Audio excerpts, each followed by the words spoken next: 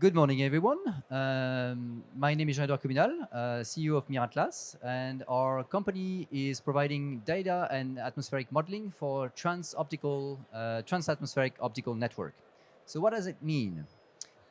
Quite simply, radio frequency is reaching its limit in terms of capacity and spectrum availability. So all current constellations are working on optical intersatellite links. Why optics? Many advantages: capacity, regulations, security, all good stuff. So it's like a no-brainer for space. However, if you want to have cross-atmospheric links, you need to manage weather conditions, which needs to be known all the time, locally and continuously. These parameters are cloud cover, turbulence, and absorption. If you want to take a snapshot, that's the whole slide of all the information. The rest is just images.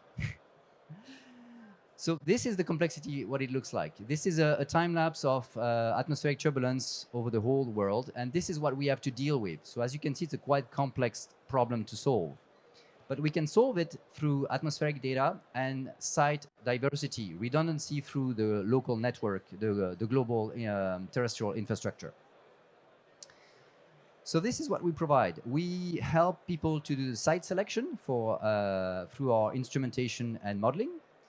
Then we help the network planning and design according to the database of atmospheric data we gather. And finally, we provide the forecast and routing necessary to optimize the network operations. So short demonstration being better than long speech. This is our software package, which includes the terrestrial infrastructure. So we have a couple of test sites here. You have cable landing sites. You have optical fiber networks. And this is the ground infrastructure which provide the site diversity which we'll need. And on top of that, we can layer our composite atmospheric function, which takes into account the cloud, the turbulence, the absorption. And quite simply, we need to look through the clouds, through the atmospheric, for the best place where we can see the terrestrial infrastructure. So, for example, here you see that Africa and the Middle East are quite convenient. There we go. Short demonstration here. If you look at Chile here, you will see that there's a very good reason why astronomers set their telescope there. You have quite clear sky, no turbulence whatsoever. In this case, the cable landing sites are near the sea, which is less desirable. Same thing in the Nevada desert, quite positive results. However, the next thing we need to do to optimize this model is to have statistical data to be able to reinforce the model quality. And that goes, that's because astronomers measure turbulence by night only. And for telecom, you need to have the turbulence by night and by day. So this model will evolve over time and will be able to provide much more precise data. You can also see that this data is static. It's based on a yearly average of over 2 years. So it's quite relevant in terms of cloud cover and turbulence. Here, for example, in Australia, very little cloud cover. However, because of the heat, you have a lot of turbulence, which is quite detrimental to optical communication. And as you can see, the infrastructure is really on the coast, so it's kind of lacking. So this is very interesting to know where would be the good place to set the instrument. Now, the next step of the analysis is not statistically time average, but it's locally on each station. We have the data on every parameters, which will be able to use to inform the optical ground segment design, the telescope, and so forth. But the next thing you can do is multi-site time-lapse analysis. So on each one of these sites of the network, we're able to tell what will be the availability and the capacity of the site. And then we can do a combination analysis and go from one site to 50% availability to 8 sites to 90% availability. So the goal is really to optimize the availability of the network with the minimum number of sites and the minimum cost. So this is us. Our main market is optical laser comms. Atmospheric science through the measurements of turbulence, the instability of the atmosphere, which is warming up, not good, and of course astronomy. So thank you very much for your attention. Come and visit us. We're on the GFAS booth just right next door.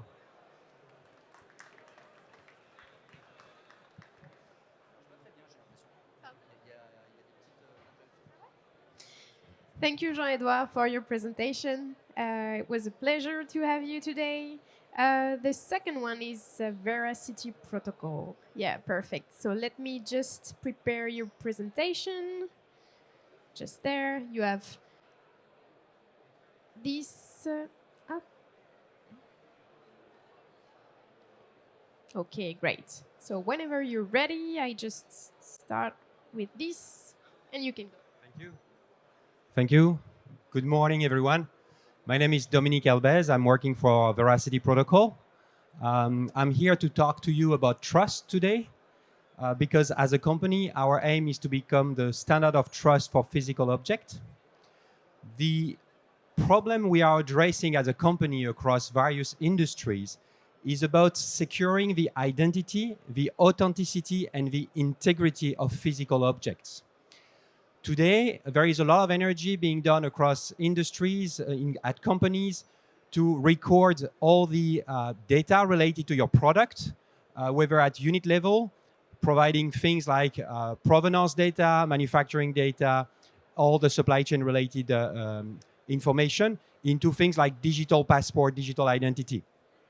This data is very rich, but linking this data, associating this data to the physical product is often relying on weak solutions, such as the usage of barcodes, the usage of tags, the usage of RFID chips or NFC chips that can be hacked, removed, or tampered. And our solution is to resolve that by linking the physical product directly to its digital record. That's a way to avoid expensive, invasive, unsecured, and not so environmental friendly current way of tagging and tracking parts. Our approach is based on the item microstructure. In fact, like human being, every single item has a unique fingerprint. Every single item has its own unique identity by the material structure that is being used. And our solution based on AI and computer vision is capable about finding this fingerprint and re-authenticating this fingerprint through the item life cycle. So as a result of that, every single product can become the custodian of its own identity. Independently of the type of camera you will be using, you may use an industrial camera or you may use a smartphone, a simple image allows us to create the fingerprint at unit level to track an item individually or at a batch level to be able to track whether an item is part of a production batch or not. And the way we deliver this as a service to you, to our customers and partners, is by providing a software as a service solution that is about identification, authentication, but as well optical inspection to check whether an item has been tampered, for example, or tokenization to be able to link the fingerprint of an item to a token, to an NFT in the blockchain, for example. And these services can be integrated into your business processes through APIs, whether to support the tracking of items that are untaggable by design or by function, or to be able to do brand protection, to support your brand protection processes, or to be linked with the digital product passport you may have built into your digital records, for example, as a service. It can be used as well to allow the customer to interact with the product for customer experience or for inspections, for example. And it supports prevention of gray market and supply chain integrity. The use cases are endless. Today, our solution is ahead of competition by design. Our accuracy level is massive. I invite you to come and visit us at our stands to see it with your eyes. With a simple smartphone using our algorithm, you can verify an item in seconds based on its microstructure. It's being used today across various industries, such as the art and collectible, the printing industry, the packaging industry, and the automotive industry. Our solution is capable by design to cope with different camera and lighting system. And our AI solution is very robust in a sense that it resists to wear and tear. We did simulation about you can burn an item, you can scratch an item. Throughout the life cycle, we are still capable of authenticating the item. We work on multiple materials, such as paper, plastic, leather, fabric, metal, gold, even woods. We have a customer that uses that for guitar, collectible guitars. It's a funny one. So that's about us. I invite you to come and see the magic of our solution on stand C224 in the Hall 5. You'll be surprised, and I hope we'll be able to find ways to collaborate together. Thank you.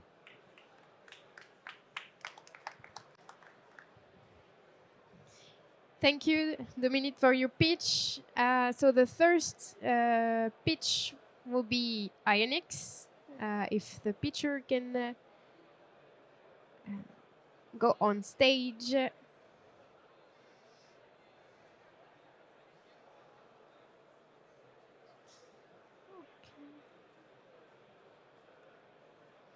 Okay, great. So thank you, and you have 5 minutes. Okay? Thank you very much. Good morning.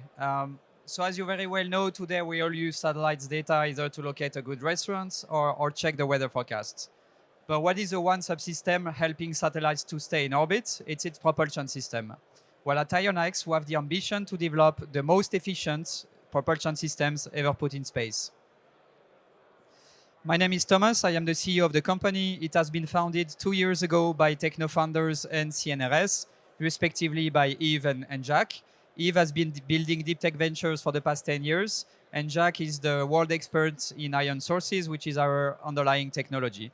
And myself, I have a double background, both in space and in business, working for Arianespace and Boston Consulting Group. You see here on the page most of our partners. We have raised more than 4 million euros in seed round in May last year, and I will come back to this, but we are planning a Series A at the beginning of next year. So what is the problem we are trying to tackle exactly? Well, if you look at the current market in propulsion today, there's no system that is either compact, powerful, efficient, scalable, and with production cost compatible with mass deployment and with constellation deployments.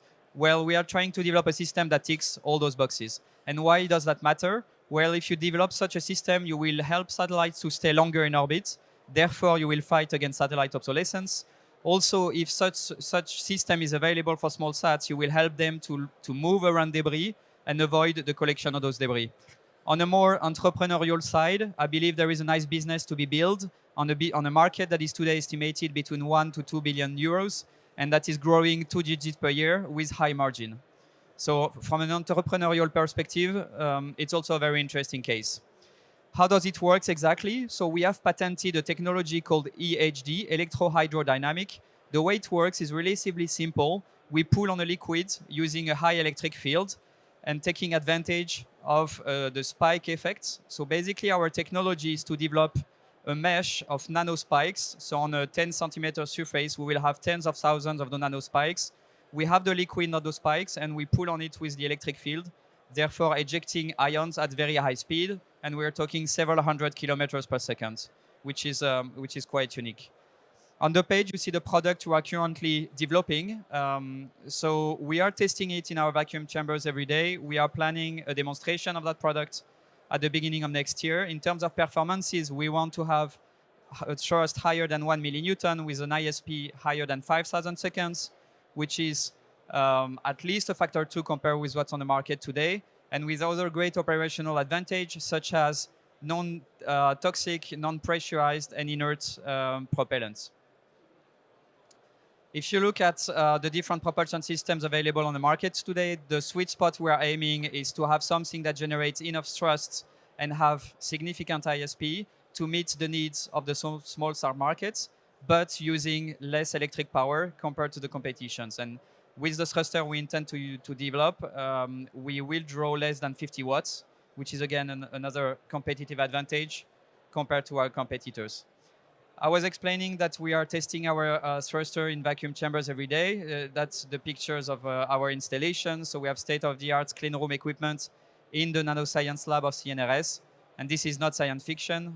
We are really building the technology, and it works. One word about our programmatic macro timeline. There are 3 points that I would like you to remember from the page. The first one is that we are not bootstrapping that technology alone in our garage. We've been backed by very serious institutions from the beginning. The second point is that, as I was saying, we will fly middle of next year on board Endurosat and SpaceX, and we will be also announcing 2 other flight opportunities in the coming weeks. I would say in the coming 2 weeks, so stay tuned for this. And the last point is we will be raising a Series A at the beginning of next year. Our historic investors, techno founders, and expansion will most likely be on board. But if you are interested, we are also looking for other participants to join the party. And we are also recruiting. So if you know anybody that would be interested in working with a space tech company, please let's talk. That's all I have for you today. We are located just across the GFAS booth. We have a small booth here. So if you have any questions, please feel free to stop by and I'll be happy to answer. Thank you.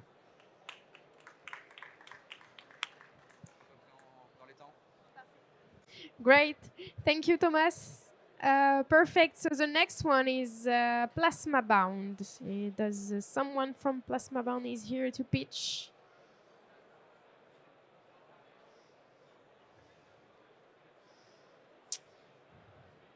Okay. Someone from Plasma Bound?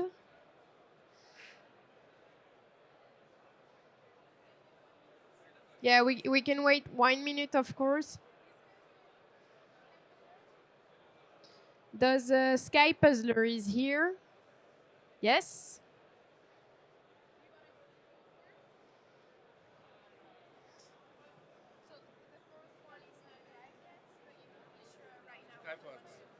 So it's just this one, huh? Yes. The big bit. This one. Yes. The arrow, huh? Yeah, the arrow, yes.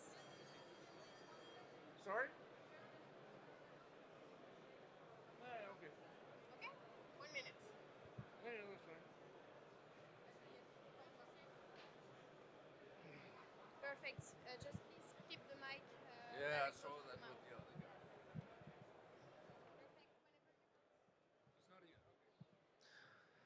Hello, good afternoon. This is Sky Puzzler. And why is it called Sky Puzzler? Because we're doing the puzzle in the sky. So we're working within the drone industry. Is this picture the future? No, it's not. So what is it that we're doing? As you can see over here on this picture, you will see the drones flying in restricted areas or even corridors. So this environment is not scalable. If we look at our solution, we are developing, or we have developed, a complex algorithm. It's deep tech, and it's what we call digital air traffic control. So with our solution, we can scale the drone industry in a safe manner. You can fly as a drone operator in this environment with beyond visual line of sight in a free wood airspace. So with our solution, it's actually exactly the same as what air traffic controllers are doing in the manned aviation. But it's digital air traffic control for drones. We can separate the flying drones. If we look at the drone market, so last year, the value of the drone market was $30 billion US.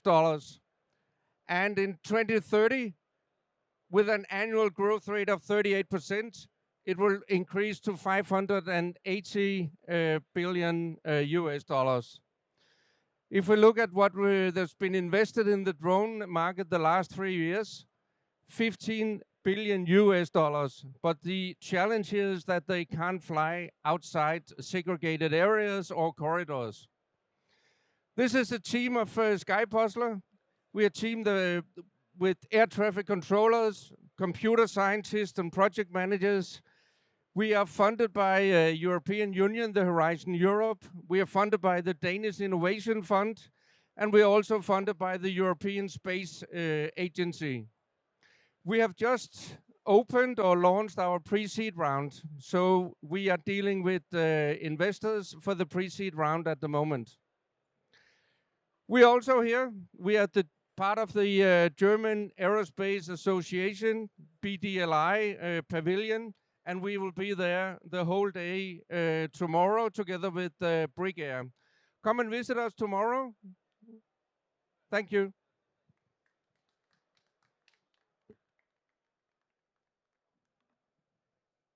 Thank you for your Ça marche plus? Thank you for your presentation. We are just waiting for Plasma Bound, the last one to pitch. If anyone is from these startups, please come on stage. Otherwise, we'll be done for the first pitch session.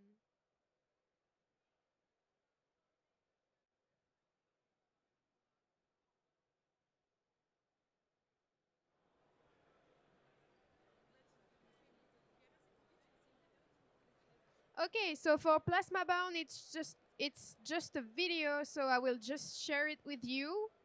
And Space industry. And yes.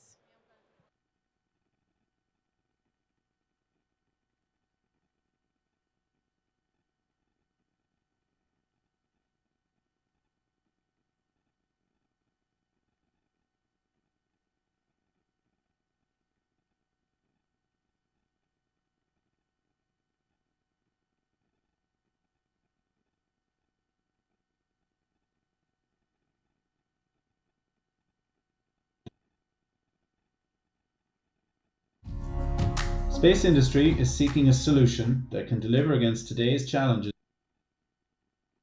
around repeatedly bonding lightweight materials in high-performing and high-quality joint structures. This has also got to work for the accelerating move towards recyclable thermoplastic composite materials. Industry is also looking down the line at a closer and closer future where increased capacities will require processes to be flexible, scalable, and ideally automated. Plasma-bound's controlled polymer ablation, or CPA, meets all of those needs as a fully automated at-line treatment process which non-destructively ablates composite surface resin to leave uncontaminated virgin material as the chemists intended and undamaged fibers both in an activated state, ready to act as an adhesion site for any suitable adhesive. Outside of being capable in 6 or 7 axis automation, the key difference for CPA over its competitors is that it doesn't require any pre or post conditioning, doesn't leave any residues, and doesn't damage either the substrate polymer or the fibers. In effect, CPA bypasses the surface quality issues that beset our competitors. Plasma-bound is blessed with a vital combination of youth and experience in our team, and we are focused on a vision where we significantly advance society's environmental and circular economy goals by making lightweight composite materials accessible to more industries in faster, cheaper operations, even for recyclables. We will positively enable both more complex critical structures and mass-market, high-volume, low-cost applications. Over the past 5 years, we have developed an impressive pipeline of customers across all 5 target sectors, one of which, of course, is space. We've grown the team in our Dublin headquarters to support our plans for the next 18 to 24 months in customer success, trials execution, and building the next wave of product capabilities. We have raised over 4 million in seed capital to date, and we are active members of the ESABIC and SME for Space groups, where recently we co-signed the recent Statement for a Responsible Space Sector in Paris. Outside of space, we were most notably recently selected as one of the top 5 promising technologies by the Hyundai Kia Group as part of their Accelerate the Future program. In terms of benefits, in addition to helping our customers integrate more composites into their products in a cost-effective, reliable and scalable way, we also materially impact their sustainable manufacturing goals by removing rinse steps, solvents, primer, and their associated consumables and waste streams. This is a significant reduction in direct costs, factory floor space, and of course, carbon footprint. Looking ahead, the future is bright.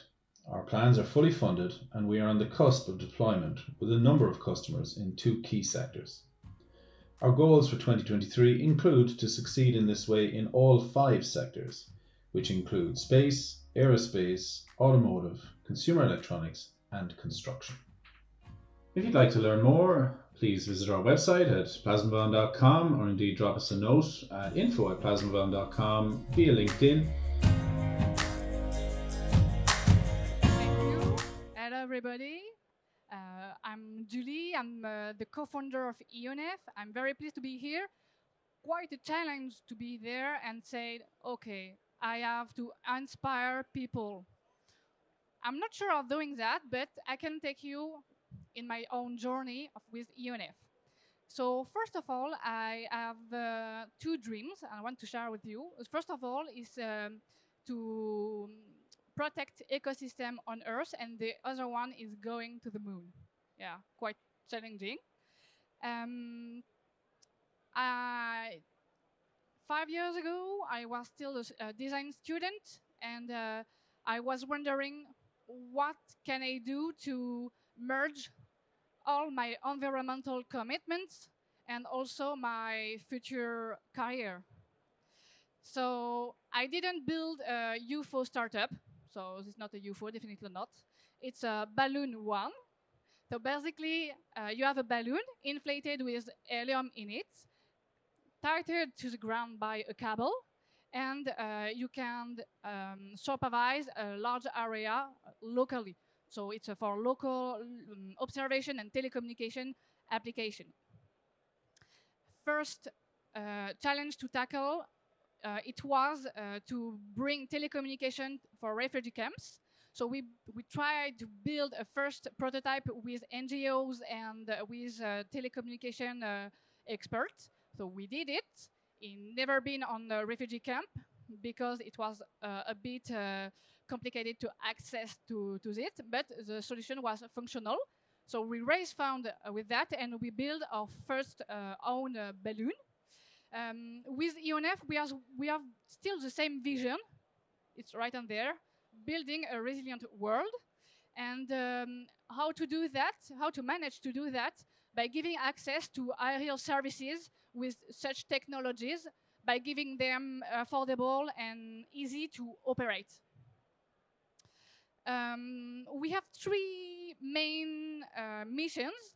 The first one is dedicated to wildlife monitoring. The other one is to manage air quality and pollution on Earth.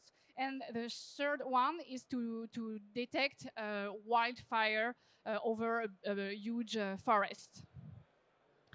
6 months ago, we merged with another company leading in aerostat environment called aimez.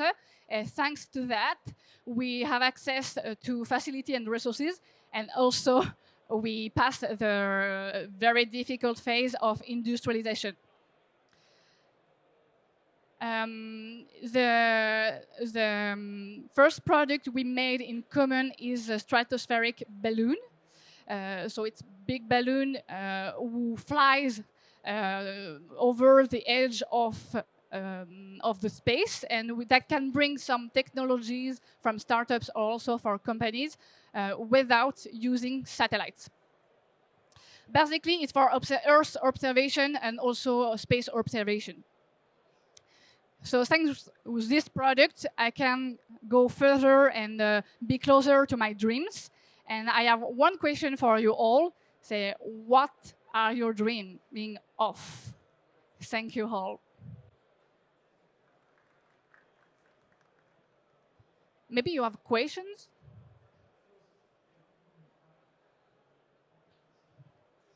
Thank you, Julie.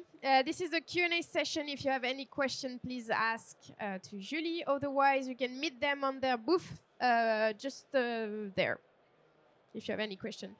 Okay. We have the second inspiring journey from Latitude. Please come on stage for the pitch.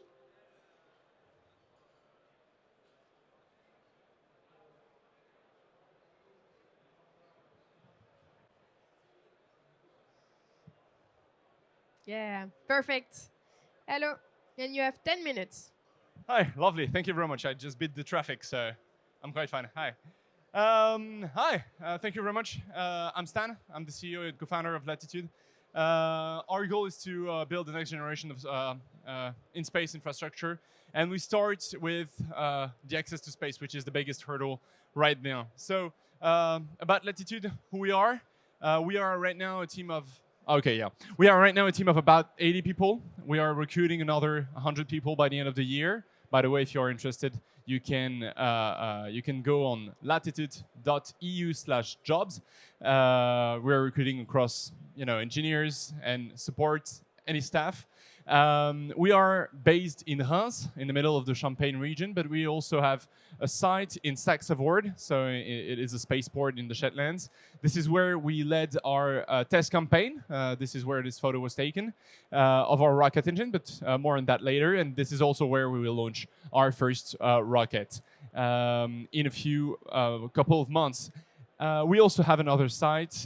We just opened a new test site at 45 minutes from our own base. So it's basically about our story. We started in 2019 in Paris. We quickly decided to move out to benefit from a place where Paris was kind of focused on software and SaaS and marketplaces and not really technology back then. And the CNES was not really supporting either because they were considering that young people could not really build launchers. So what we did is move out from Paris in Grand Est region, so where the champagne is made. And we had a strong support from the city. We had a strong support from the region that made it possible to raise almost €1 million to start. And this was our first office because back then we were called Venture Orbital Systems. It was a long-ass name, so that's why we changed for Latitude. It's easier. But yes, we had a 200-meter squared office. We were quite proud, and we thought it could, be useful for a few years at least. Yeah, about a year later, we just moved out. We were growing too big. Now, who we are, basically, we are building a launcher called Zephyr. It can launch up to 100 kilograms into space. How do we work? What do we do? Basically, we build a rocket first with people. It's the most important ingredient when you are a tech company. This is where everything comes from. We have right now, as I told you, 80 people, strong, very talented, strong believers in the mission and strong believers in the fact that we need to ease the access to space. Then we use these people to build the technology. The technology for us will be, of course, the rocket, but we are 3D printing engines. You can see our engine on the stand not far from there. We are also completely changing the way we use electronics in the launcher, doing that ourselves, completely changing the way we operate rockets with complete automatic and autonomous operation systems. So, and this is thanks to all the people, the great engineers, and not only working at Latitude. But of course, on some things we also have partners, and I want to have a quick shout out. I cannot tell all of our partners here, but basically, whether it is FHKMC, Swajlock, we are working with the ADF. They're here as well. Saturn Technology, who are printing our engines. These guys are incredible. They are completely changing the speed at which we are developing things, the speed at which we are succeeding our test, etc. Basically, some of them did not sleep for a while. Also, we have our friends right there of Space who worked on the test campaign of our first rocket engine. So yeah, basically, our partners are one important pillar to our success right now. I told you about our growth. Yeah, when we settled up in Reims, we were 10. Early 2021, 30. Then we grew to 70 by the end of 2022. And in less than 6 months, we will be 200 people working in the company. So we have a first factory. It ended up being too small again. So we doubled the size of the factory. And we hope it will be able to hold our team for at least another year, and then we'll improvise. So yeah, how do we work? Also, technically speaking, what we do is that, so this is this is in Saxe-Savoie. This is in the Shetlands Island, and this is our test bench. So it is a container adapted with all the fluids, mechanical and electronical systems to test our rocket engine. What we did is we built all of that in 3 months only, from the beginning of the idea to the test bench leaving our factory. And this was made extremely quick thanks to our partners and our team. We worked 7 days per week, basically, to make it happen through also the holidays. And what we did is the goal was to hot fire our rocket engine. This is what we did. So it took us 3 months to retest the test bench in Saxavorn, adapt everything to the harsh conditions because it's minus 20 degrees outside, 100 kilometers of wind. We worked 3 months. We hot fired the first engine, and we completely fucked it up. We had a big problem with the engine. Not with the engine itself, but with an interface that went with the engine. And basically, when you have a rocket, you want the fire to be going down and the rocket to be going up. And there, the fire was going up and down, which was a problem. So, so we completely changed the design. And our team stayed through the New Year's Eve and stayed through Christmas to rework the engine, completely change the interface with the only engine we had left. They found the only guy who could weld aluminum with Inconel, I think in the UK, and he was in the Shetlands. And yeah, and then we led 3 successful tests of our engine with no problem at all, and it was an absolute success. So this is what we need to do. We need to go fast, but we need to fail fast, and then we learn from this. And we learned a lot because we tested that engine successfully the 4th of January, 2 weeks after. We had a complete new design of our engine that was tested 2 weeks ago, completely successfully. And we improved 10 times the efficiency of the engine, 2 times the thrust of the engine. Well, it was quite a great success, and shout out to our team who made it possible. I told you about collaborations. I told you about partners. Some of them are right there. Some of them are in, of course, the Bourget. Yeah, it is really important when we have problems, we know we can rely on them. We know we can rely on some partners, whether they are SMEs or big companies. They have the philosophy to sometimes make an engine in a record time. I think we made an engine in 6 weeks. That was the fastest time we made an engine from, ordering the powder to engine ready to be hot fired. And that was crazy fast. I don't know if the video works. No? Yeah, that's what I'm doing. Ah, shit. Well, that's deceiving, right? Yeah, it doesn't work. Perhaps, yeah? Yeah, it's in PDF? No? All right, all right, all right. We'll get it, we'll get it.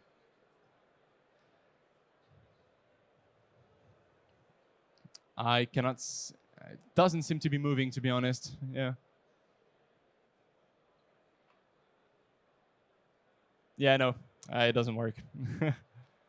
Okay, well, that's, of course, the risk of the direct. So you can go see on our YouTube channel, so Latitude Space, or even on our Twitter or LinkedIn, the 2 tests. So this was the successful 38 seconds test. It was the 3rd test of the day at like 10 p.m. That day, and we just published also a successful test recently of our improved Navier engine, and it went great as well. Now let's keep going. Yeah, to finish, basically, our goal is to become one of the biggest aerospace company in the next 10 years. Zephyr is the first step. Zephyr will be the first step to gain all the experience and all the technologies to make it happen, to also satisfy our customers, because right now our problem is more to figure out how to build enough launchers to launch our customers, not really to sell them. So, so yeah, this is a big challenge for our team, and then we'll be able to build new products to, again, make access to space easier, cheaper, faster for everyone, and also work on new exciting products because, as I told you, our goal is to build the future of space infrastructures, not just launchers. I guess that's it. Thank you very much. And if you have any question, feel free. And sorry for the video. Perhaps we'll find a way to show it to you. Anyway.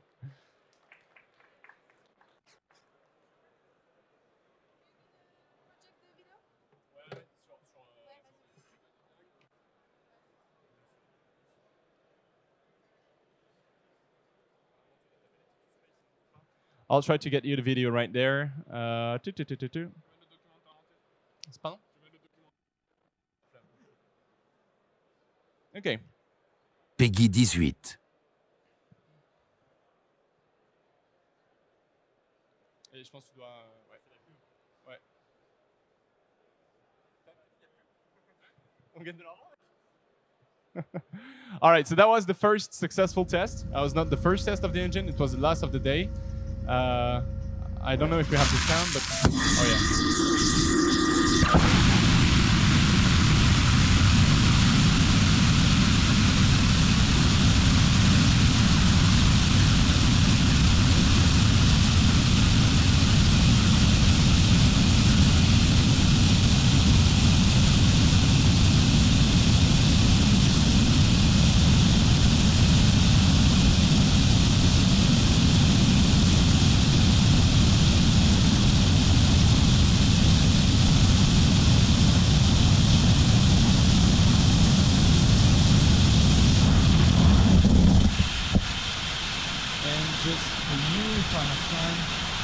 The second test that was led a few days ago.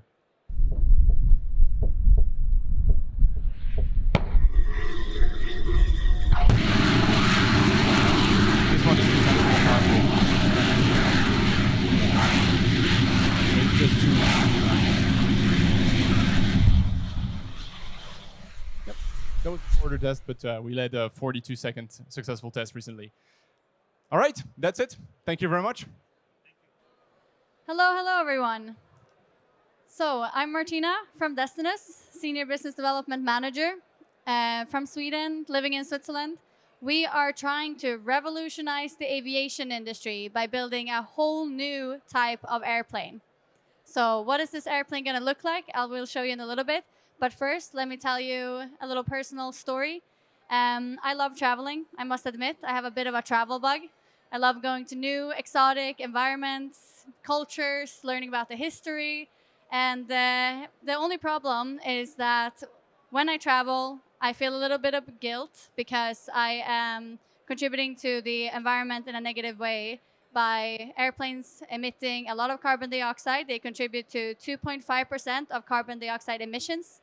And this is one of the things that my friends see a lot as well. So some of them choose to go by train around Europe, but this is not always a possibility if you want to go to very exotic locations. I want to go to New Zealand, and that is a long trip and will emit a lot of carbon dioxide. But also, the other thing is that it takes a long time. It takes about 30 hours to get to New Zealand by 3 to 4 different airplanes. So it's long and it's unenvironmentally friendly. So what we're doing at Destinus, we want to try to build a new airplane that is both sustainable as well as extremely fast. It will be somewhat of a mix between a rocket and an airplane. It will fly at 30 to 40 kilometers in altitude, so up in the stratosphere, and at hypersonic velocity. So that's 5 times the speed of sound. And the core to this whole thing is hydrogen. So our company is all about hydrogen. We're developing several different technologies for the aerospace industry, as well as other mobility sectors, and also the energy sector that relate to hydrogen technologies. We see that the aviation industry is growing significantly. There were 4 billion passengers in 2019, and there's going to be an additional 4 billion passengers by 2035. So how do we connect the world? Well, we connect it through transportation. And we see that the next step in transportation is to increase the thrust and go at hypersonic speed. Why we chose hydrogen? It's not just sustainable, it's an extremely abundant resource. So there's 75% of the mass of the universe consists of hydrogen. You can get it from water by splitting water into H2 and O, a process called electrolysis. And you use renewable energy to do this. Hydrogen is also extremely efficient. It has 3 times the energy efficiency compared to Jet A fuel. So it's very good when you want to go long ranges for other mobility sectors as well, such as trucks and trains and marine vessels. They're also looking into hydrogen as a fuel source. We see in terms of speed that other mobility sectors are accelerating, whilst the aviation industry has been decelerating. Since the Concorde, we have not seen any supersonic commercial flights, while the train industry since the 1950s has increased in speed by a tenfold. So it's time to get back to the Concorde era and make it even better. The new airplane that we have in mind will look like this. So you see it's a little bit different in terms of the shape than the airplanes that we have today. That is because it will fly 5 times the speed of sound. So we need to make it efficient for those flights. So it doesn't have the wings in the same way as normal airplanes have today. But it has a little bit of wing so you can take off and land. But then you just need it to be as small as possible to be able to fly efficiently at high speeds. We're going to be building a 400-passenger aircraft in the future. That is the goal. So you see the seats are under the air intake here. And we're developing several technologies, including the propulsion system, including the storage tanks for hydrogen, and active thermal protection as well, and then thinking of a whole new aero shape. We're going after a shape called a wave rider. This has been studied for many, many years. For example, in Europe, they had a 15-year study on hypersonic technologies. So we're implementing some of this research and then making it real, putting it up in the sky and testing it. So this wave rider shape is very efficient because the vehicle essentially rides on the shock waves generated from flying above the speed of sound. So you increase the lift in that way and it becomes more efficient. The propulsion system that we're integrating into this vehicle, we're doing it all hydrogen-based in the future. Initially, we're going to be using conventional turbojet engines, such as those produced from General Electric. We have a few of those in the workshop right now that we're testing. And then we're developing the afterburner technology to go up to supersonic speed, and then also ramjets to get up to hypersonic velocities.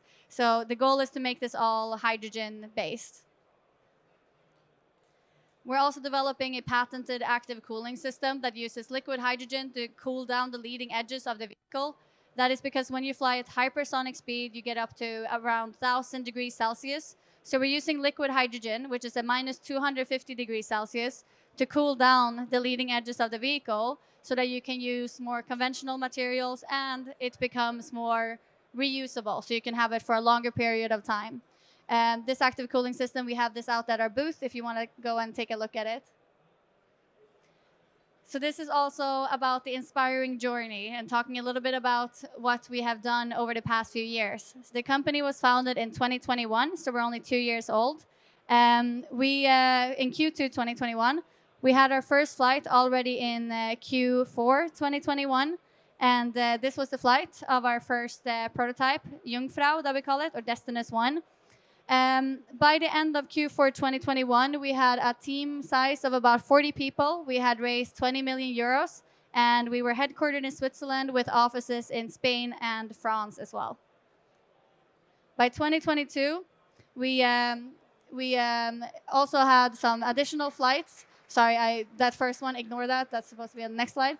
We had the Destinus 2 introduced, which is this vehicle over here. It's a 10-meter subsonic vehicle that we tested out the aero shape on. And by Q4, we had 80 people in the company. We raised 35 million euros, and then we added Germany as a location as well. We also started testing with hydrogen. So the first propulsion test with hydrogen started last year at our facility in Switzerland. This is a video of our first flight with the second prototype. Oh, sorry, the second flight with the second prototype. So this is Eiger in 2022. It's a 10-meter vehicle. We flew it at around 300 kilometers an hour at an airport near Munich. We were testing out the shape of the vehicle, and then this is kind of our approach to test out technologies and the shape of the vehicle, first in subsonic until we go up to supersonic velocities. This flight showed us a lot in terms of how does it work to fly, in terms of getting the approvals, but also in terms of the whole process to get prepared and ready for the supersonic flight that we're going to have next year.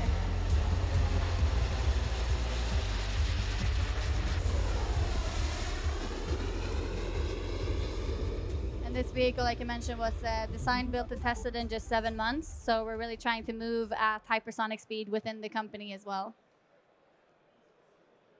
These were the first engine tests that we did of a hydrogen afterburner. We did it back in 2022, October 2022. We've now increased the scale of this, and we'll have a 10 times larger engine and then attach an afterburner to it, and then use liquid hydrogen for the afterburner part. So that was in Switzerland, and we're expanding our facilities there as well. In 2023, we recently acquired a new company, or a company that has been around for 12 years called Opera. They develop gas turbines, and those gas turbines are quite related in terms of the technology to what we're developing, but it's also a way for us to generate some revenue, so we're not just dependent on private funding. We also had our first hydrogen flight just 3 weeks ago, and you can see that vehicle out at our booth at Static A8 if you want to have a look. Right now, our team is 140 people.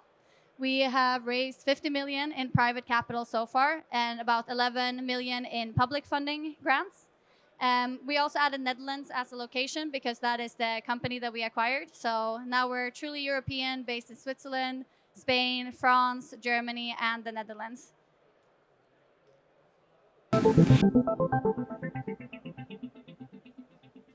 So this is our first flight with hydrogen of our first prototype, Destinus 1, Jungfrau.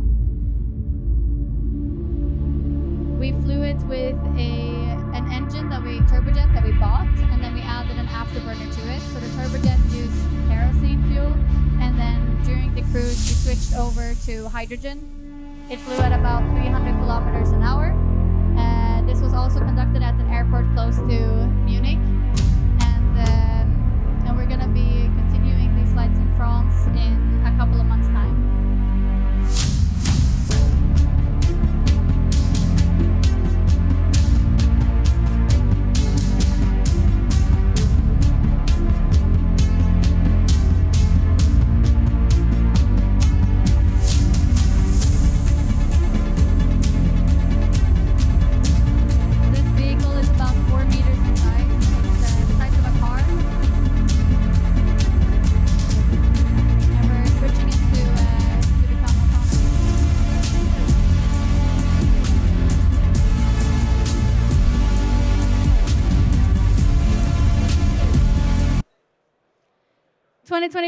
So what is the future looking like for Destinus? We will have a supersonic flight on hydrogen. It will be the world's first supersonic flight on hydrogen, liquid hydrogen in particular. This is the vehicle here, Destinus 3, that we are introducing. We have a prototype of it out by our booth, A8, if you want to go and have a look. And we're going to have the maiden flight probably end of this year, and then mid next year we'll be flying it at supersonic speeds. We're also developing hydrogen infrastructure. As I mentioned, in Switzerland, we already have some infrastructure in place for gaseous hydrogen, and we're expanding this to also incorporate liquid hydrogen. This is what the facility will look like. In Switzerland, it's close to Payerne. And then we're also doing a similar facility, but a bit larger, together with the government in Spain.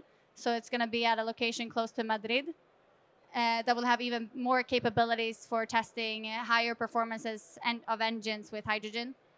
The teams will be about 200 people next year, and we are expecting to have 100 million euros in revenues. This is the first aircraft, passenger aircraft, that we will introduce to the market. It's called Destinus S. It's about 40 meters in length, 25 passengers, and it can take you from Paris to New York in about 1.5 hours. It's going to be introduced in the 2030s. In terms of the team, we have a lot of aerospace and energy experts inside of the team. As I mentioned, we're 140 people right now. We have a lot of companies that are here today where these people have come from, and the team is expanding more and more. So we'll see a lot more exciting people in the company soon. The team is very, very global as well. So we have people coming all the way from Canada and from India as well. And that is what I want to leave with you with. So if I can say one message, it's to think big, think what you want the future to look like. We really want the future to be more connected and more sustainable, and then go ahead and build it. So we're going step-by-step approach, building the aircrafts, a lot of prototypes, testing things in the air, and trying to make this a reality. Thank you.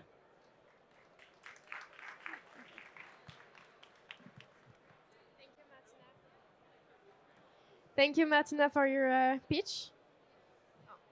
So one last thing, as I mentioned earlier, we do have a booth outside. I think it's that direction.